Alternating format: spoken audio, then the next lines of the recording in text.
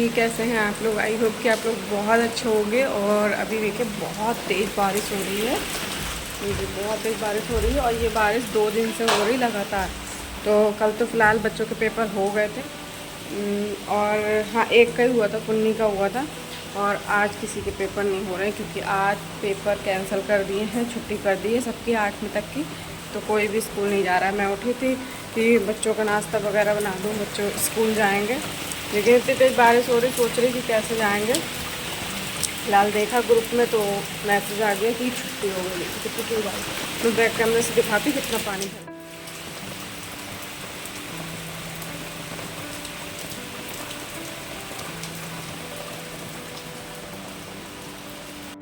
तो अभी मैं सबसे पहले अपने लिए ना मेथी वाला पानी बना रही हूँ। और आप लोग कई बार पूछते भी हो कि ये कौन सा पानी पीती हो, तो मैं मेथी और दालचीनी डालती हूँ, उसमें काली मिर्च डालती हूँ। इसको मैं अच्छे से बॉयल करती हूँ धीमी आंच पे। जब इसका पानी जो है आधा जल जाता है तब मैं इसको पीती हूँ ठंडा करके, सिप सिप करके, गुनगुना गुनगुना। और साथ में मैंने यहाँ पे देखिए सुबह ही सुबह मैंने क्रीम को वीट करके रखा है, क्योंकि लाइट का कोई भी भरोसा नहीं, लाइट कब चली जाए। क्योंकि लाइट बार बार आ रही, बार बार जा रही, और बरसात का टाइम हो रहा है तो थोड़ी सी प्रॉब्लम हो रही थी। तो बस यहाँ पे मैंने क्रीम बीट करके रख दी और अपना ये भी ले आई हूँ। ये भी थोड़ा सा गुनगुना गुनगुना मतलब पी रही हूँ, सिप सिप करके। और अभी सुबह को मैं सबसे पहले यही पीती हूँ, या मेथी का, या जीरे का, या सौंफ का, धनिया का पानी, अजवाइन का, यही पानी पीती हूँ। तो ये पानी पीने के बाद उसके बाद जो थोड़े बहुत बर्तन वर्तन है वो साफ़ कर रही हूँ, चाय नाश्ता बना रही हूँ। और यहाँ पे मैंने साइड में चाय भी बनने रख दी है। और चाय वगैरह बच्चों के लिए बाद में दूंगी, बच्चे अभी नहीं ले रहे हैं। तो मैं भी फिर इतनी देर में नहा के आ गई और फटाफट नहा के पूजा वूजा कर ली। पूजा करने के बाद मैं अब आ गई हूँ वापस से किचन में, क्योंकि बच्चों को मैंने चाय तो पहले फ़िलहाल बना के रख दी थी, लेकिन बच्चों ने किसी ने पी नहीं। तो मैंने कहा चलो मैं भी नहा के आ जाती हूँ, तभी उसके बाद बच्चों को चाय दूँगी। तो यहाँ पे मैं बच्चों के लिए पकौड़ियाँ बना रही थी। तो ये पकौड़ियाँ जो हैं मैंने बच्चों के लिए गरम गरम मतलब पकौड़ी और साथ में चाय दे रही हूँ। और उसके बाद यहाँ पे बच्चों को मैंने चाय नाश्ता दे दिया। उसके बाद ये देखिए मैं बनाने जा रही हूँ केक, क्योंकि मेरे पास आया था केक का ऑर्डर। तो मुझे रात में ही पता चल गया, क्योंकि ये ठीक रहता है मेरे लिए भी कि एक दिन पहले मुझे चीज़ें पता चल जाती हैं, तो उस हिसाब से मैं मैनेज करती हूँ दूसरे दिन को काम। और अभी देखिए मैं इसको बैटर जो है इसका बना के रख रही हूँ केक का। और केक का स्पॉन्ज बना के रेडी करके रखना है। स्पॉन्ज बन जाएगा, उसके बाद ये है बस आइसिंग का काम रह जाता है। फिर घर के और भी काम जो होते हैं वो भी मुझे साथ साथ देखना पड़ता है। तो बस इन्हीं को ही मैं फटाफट हैंडल कर लेती हूँ जल्दी जल्दी, क्योंकि दोनों काम मुझे ही को करने हैं। तो उस हिसाब से मैं सुबह अगर केक का ऑर्डर पहले एक दिन आ जाता है तो मैं ये देख लेती हूँ कि हाँ मुझे कौन सा काम पहले करना है, कौन सा बाद में। तो यहाँ पे देखिए हमारा स्पॉन्ज मैंने बनने के लिए रख दिया है। अब इसको बनने में कम से कम पौन घंटे से ज़्यादा लगेगा, 50 मिनट मान के चलिए। फिर साथ में मैं यहाँ पे आलू बॉयल करे थे, सुबह ही मैंने वो बॉयल करने रख दिए थे, क्योंकि बच्चों के लिए मैंने सोचा आलू और पराठे बना दूँगी, बच्चे स्कूल जाएंगे। लेकिन एंड टाइम पे क्या हुआ, छुट्टी का पता चल गया कि छुट्टी हो गई, अब नहीं जाना है। तो फिर मैंने सोचा चलिए मैंने जो पकौड़ी बनाई थी उसका थोड़ा सा बेसन पड़ा हुआ था इसमें, तो मैंने कहा चलो ये आलू डाल के ना आज कड़ी बना लेते हैं, कुछ न्यू बनाते हैं। हालांकि आलू की कड़ी मैंने इससे पहले बनाई नहीं थी, पकौड़ी वाली बूंदी वाली तो बनाई थी, कतरे की भी बनाई थी, बट आलू वाली नहीं बनाई, पहली बार बना रही हूँ।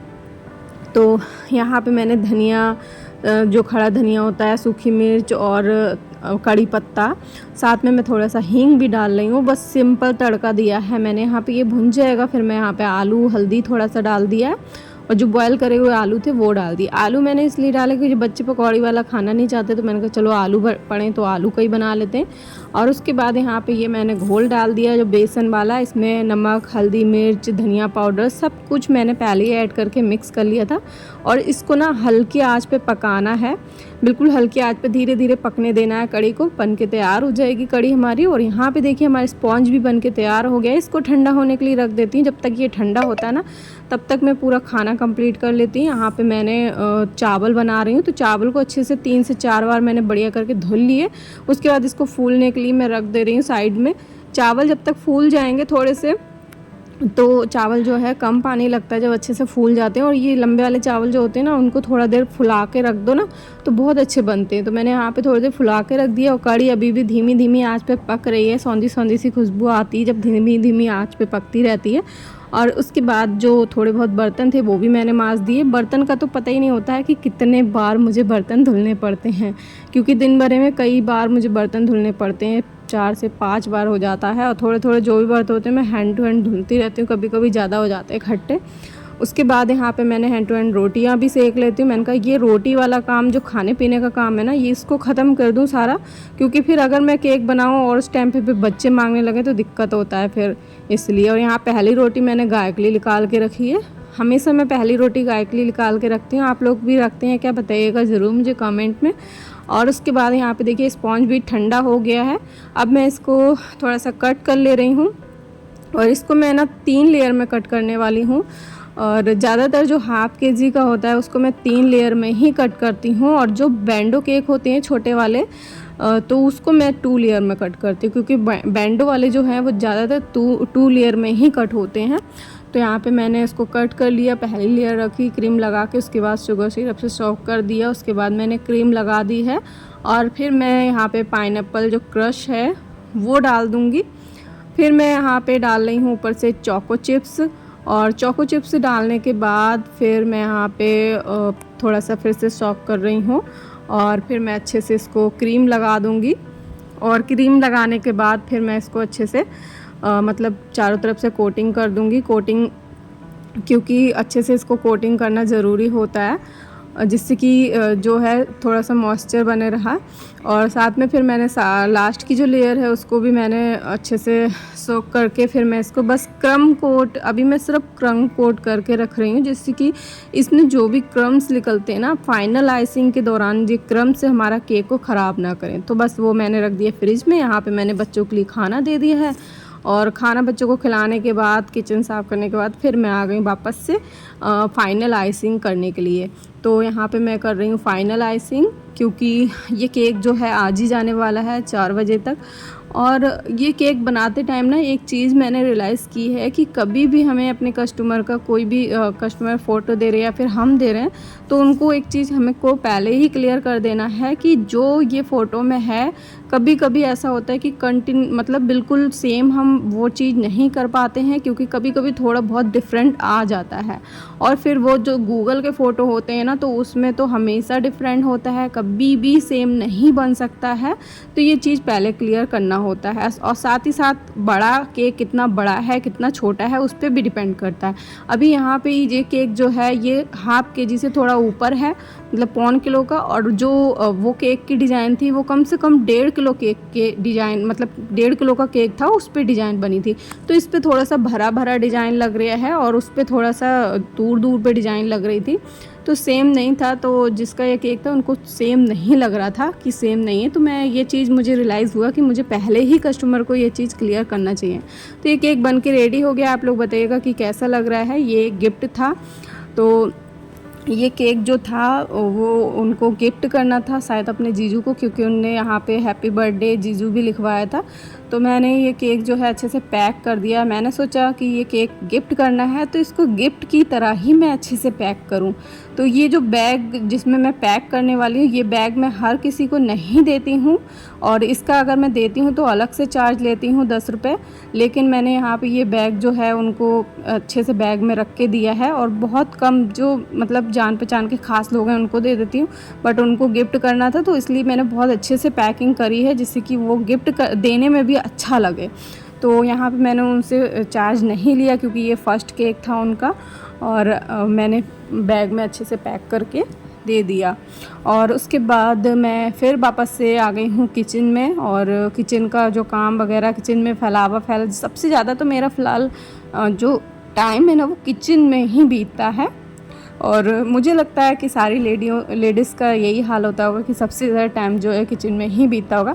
बट मेरा क्या है, मुझे सबसे ज़्यादा किस चीज़ में टाइम लगता है, सबसे ज़्यादा मुझे किचन में ना बर्तन मांजने, क्योंकि बर्तन इतने ज़्यादा होते हैं, केक के बर्तन हो जाते हैं। जब केक बनाती हूँ ना, तो शायद आप लोग को नहीं पता है कि एक केक भी हम जब बनाते हैं ना तो कितना ज़्यादा बर्तन फैलता है, कितने ज़्यादा पाइपिंग बैग, डोंगे वगैरह, बहुत ज़्यादा जो है बर्तन का काम होता है केक बनाने में। और वही जो है जो होम मतलब बेकरी है वो लोग क्या करते हैं, उन्हीं में ही बार बार रिपीट करते रहते हैं। वो लोग का तो हम अपने होम मेकर से तो आप लोग कभी भी उन लोग को कंपेयर मत करिएगा, क्योंकि उन लोग के काम अलग है, हमारे अलग है। हमें घर के काम भी देखना है और प्लस ये काम भी करना है। तो फिर मेरा तो केक बनाना, खाना बनाना, सारा काम मतलब मेरा सबसे ज़्यादा काम किचन में ही बीतता है।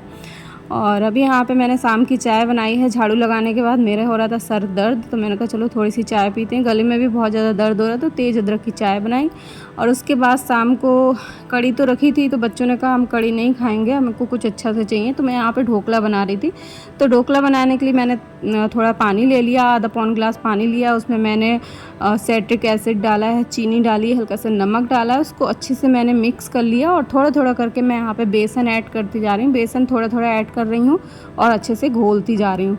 और आज का ढोकला ना इतना बढ़िया बना था, इतना मतलब स्पंजी बना था, लेकिन एंड टाइम पे क्या हुआ वो मैं आपको आगे बताती हूँ।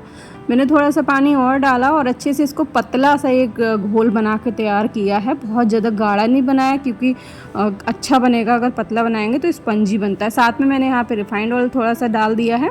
और अभी मैं यहाँ पे हल्दी भी डालूँगी। हल्दी हो गई थी ख़त्म इसमें, तो मैंने न्यू पैकेट रखा था उसको खोला और इसमें थोड़ा सा हल्दी भी डाला है। उस हल्दी डालने के बाद अच्छे से मिक्स करा है।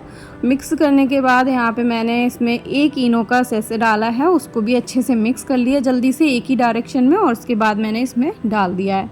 अब ये इसमें डाल दिया, अच्छे से मुझे क्या करना है, और मैंने पहले ही पानी रख दिया था भगोने में। अब मैं इसको रख देती हूँ इसमें, और इसको कम से कम 50 मिनट मान के चलिए, या फिर 1 घंटा मान के चलिए, ठीक है। इतनी देर में ये पकने वाला है। तब तक मैं यहाँ पे क्लीनिंग वगैरह साफ़ सफाई कर ले रही हूँ किचन की, स्लिप की, जो वापस से बार बार गंदा हो जाता है। और साथ में पता क्या हुआ, जब ये केक मैं बना रही थी तो एंड टाइम पे क्या हो गया था, हो गई थी गैस ख़त्म। मुझे लगा केक अच्छे से, बहुत अच्छे से सॉरी केक नहीं, ढोकला बहुत अच्छे से फूल गया था। और ऊपर से मुझे लगा कि ढोकला अच्छे से पक गया है और गैस ख़त्म हो गई, तो कोई बात नहीं, ढोकला तो पक ही गया। उसको मैंने निकाल लिया। अब जब मैंने निकाल लिया था तो वो क्या हुआ कि थोड़ा देर मैंने उसको ठंडा होने के लिए रखा, लेकिन जो ठंडा होने के बाद वो बिल्कुल नीचे को सिंक हो गया, बैठ गया। वो क्यों बैठा, क्योंकि नीचे से ढोकला जो था वो पका ही नहीं था, ऊपर ऊपर पक गया था, नीचे का नहीं पका था। और गैस हो गई थी, मतलब ऐसे स्लो स्लो चलने लगी थी। तो मैंने एक गैस बंद कर दी थी, एक मैंने खोल ली। अब यहाँ पे देखिए क्या हुआ, गैस ख़त्म हो गई, तो ये ढोकला भी हमारा जो है बेकार हो गया था। तो मैंने फिर क्या करा, इसको ऊपर किनारे किनारे जो पका हुआ हिस्सा था वो निकाल लिया, जो कच्चा कच्चा था उसको निकाल के इसमें रख दिया वापस से। और इसको मैं कुछ सब्जी उब्जी बनाऊंगी, क्या करूं, गैस ख़त्म हो गई एंड टाइम पे, तो नहीं बन पाया, कोई भी काम नहीं हुआ। तो इसी तरह से मैंने इसको बना के, लेकिन इस बार का बहुत अच्छा बनता अगर गैस ख़त्म नहीं होती, बट क्या करें, शायद किस्मत में नहीं था आज का ढोकला हमारा खाने का। फिर कभी मैं आप लोग के साथ इसकी रेसिपी ठीक से शेयर करूँगी और अच्छे से बताऊँगी कि कैसे बनाना है कैसे नहीं। तो चलिए अभी तो इसको रख देते हैं साइड में। और तो अभी इसको रख दे रहे हैं, इसकी सब्ज़ी बनाऊंगी कल को। तो आज का ब्लॉग आप लोग को कैसा लगा, अच्छा लगा तो प्लीज़ ब्लॉग को लाइक करना, चैनल को भी सब्सक्राइब कर लीजिएगा। तो चलिए मिलते हैं नेक्स्ट ब्लॉग में, और इस ब्लॉग को यहीं पे एंड करते हैं। तब तक के लिए बाय बाय, गुड नाइट।